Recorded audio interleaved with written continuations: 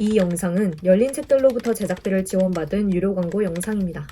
안녕하세요, 여러분. 오늘은 여러분께 새로운 책을 한 권 추천하기 위해서 이렇게 앉아봤는데요. 오늘 이야기할 책의 저자분은 좀 특별한 분입니다. 물론 모든 작가님들이 다 특별하고 소중하긴 하지만 오늘 이야기해볼 이분이 없었다면 지금 저와 여러분이 이렇게 만날 수 있었을까? 하는 생각이 들 정도로 이분의 이름과 회사는 현대사회에 거의 공기처럼 스며들어 있다 라고 해도 과언이 아닌데요.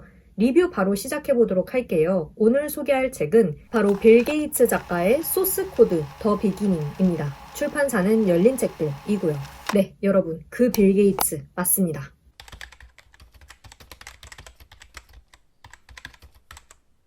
빌 게이츠가 직접 집필한 첫 회고록입니다. 솔직히 저는 여기서부터 조금 놀랐어요. 첫 회고록이라니? 다독가인데다가 사회공헌 활동도 꾸준히 하고 있는 그라면 회고록쯤이야 당연히 일찍이 썼을 거다라고 막연히 생각을 했었는데 이 책이 빌 게이츠가 직접 자신의 삶에 대해 이야기하는 첫 책이라고 하더라고요. 특히 대중에게 많이 알려지지 않은 저자의 유년기, 그리고 하버드를 막 자퇴하고 본격적으로 마이크로소프트 경영에 전념하기 시작하던 10대 후반, 20대 초반까지의 삶을 그리고 있고요. 1955년 3남매 중 둘째로 태어난 빌 게이츠는 자녀에게 사랑과 투자를 아끼지 않는 부모님과 역시 사랑이 넘치는 외할머니 밑에서 풍족한 유년 시절을 보내는데요. 하지만 어린 시절의 그는 다른 아이들과 달리 사교성이 조금 떨어지거나 때로는 반항적인 면모를 보이기도 하고 관심이 없는 분야에는 아무런 흥미도 보이지 않는 그런 아이였어요. 친구를 사귀기보다는 머릿속에 세운 자기만의 세계에 콕 틀어박혀 지내는 편이었달까요? 하지만 다행히 부모님과 학교 선생님, 상담가 등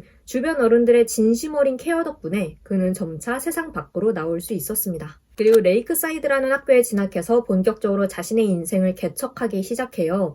이 학교에서 켄트, 폴, 릭 등 소중한 친구들을 사귀기도 하고요. 동시에 컴퓨터 프로그래밍이라는 새로운 세계에 매료되어서 그것에 자신의 모든 것을 쏟아붓습니다. 종이 테이프롤에 코드를 작성해서 인쇄하는 방식으로 진행하던 초기의 프로그래밍은 실패와 도전을 거듭하면서 점차 발전하고 마침내 소프트웨어라는 당시에는 아직 생소하기만 했던 새로운 무언가로 거듭나게 됩니다. 그리고 바로 이것이 멀지 않은 미래에 세우게 된 마이크로소프트의 핵심이자 혁신적인 성과가 되는 거죠. 요즘도 그런지는 모르겠는데 아마 제 동년배분들은 많이 공감을 하실 것 같아요.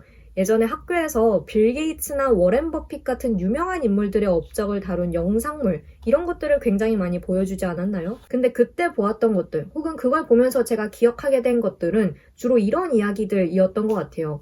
하버드를 중퇴한 그가 마이크로소프트라는 거대한 회사를 이끌고 또 엄청난 부를 쌓아서 세계 제일의 부자가 되고 이후에는 자선재단을 세워서 노블레스 오블리주를 실천해오고 있다. 물론 대단한 이야기이기는 하지만 솔직히 초등학생, 중학생이었던 어린 저에게 그렇게 와닿는 이야기는 아니었습니다.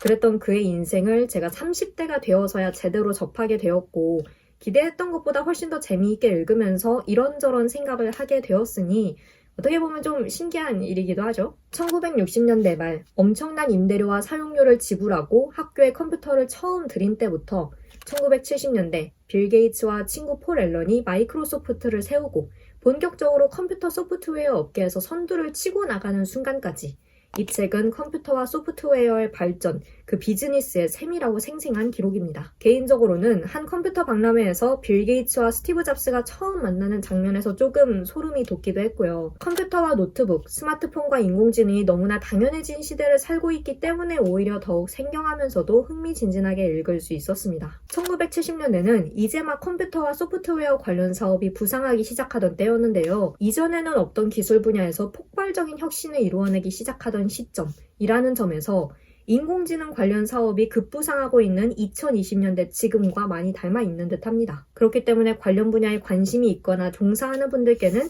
이 책이 너무나 중요한 자료가 될 것 같고요. 그리고 꼭 컴퓨터나 신생기업, 창업 분야가 아니더라도 자신의 진로에 대해 고민하고 한창 꿈을 향해 도전하는 모든 분들께 빌 게이츠의 꺼질 줄 모르는 열정과 너드적인 면모는 배울 지점을 많이 남깁니다. 프로그래밍과 코드 작성에 푹 빠져서 집에도 안 가고 끼니도 거르면서 일하거든요.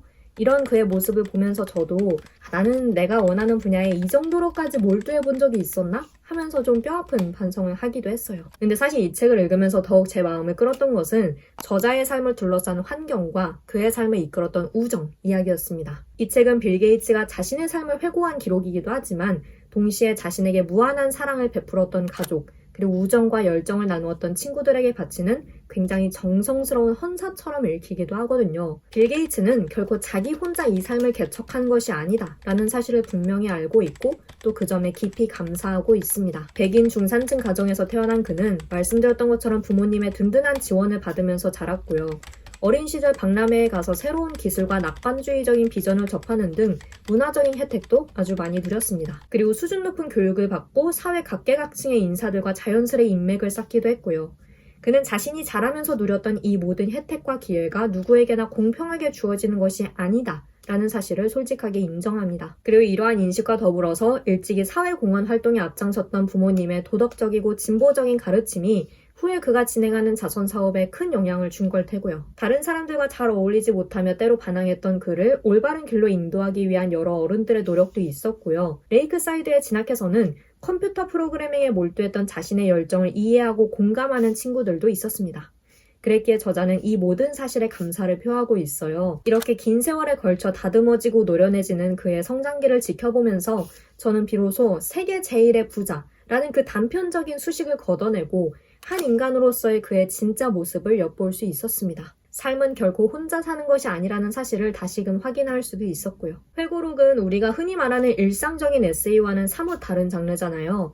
특히 이런 기업가의 회고록을 읽는 것은 개인적으로 이번이 처음이었던 것 같은데 우려했던 바와 달리 깔끔한 문체와 간간히 곁들인 유머 덕분에 수월하게 읽을 수 있었습니다. 그리고 은근히 재미있었습니다. 한 인간이 차근차근 성장하는 모습을 아주 어렸을 때부터 지켜본다 라는 것도 그렇지만 오프닝에서 잠깐 이야기했듯이 현대사회에 거의 공기처럼 스며들어 있는 회사가 이제 막 만들어지는 그 과정을 엿보는 것도 굉장히 흥미로웠거든요. 컴퓨터 프로그래밍과 공학, 회사 경영, 비즈니스 이런 쪽은 저와 거의 정반대쪽에 위치한 분야임에도 불구하고 앉은 자리에서 100쪽, 200쪽을 술술 읽었다 라는 사실이 조금 신기하더라고요. 그래서 혹시 어렵지는 않을까 하는 걱정은 내려놓으셔도 될 것 같습니다.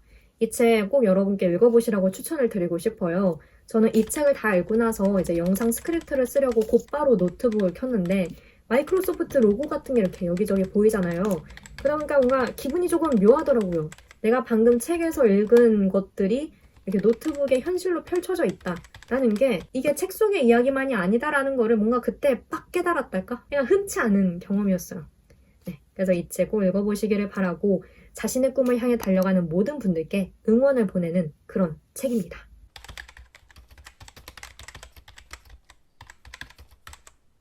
왜 이제야 쓰신 걸까요? 이 책을 읽는 내내 저는 그런 생각을 했습니다.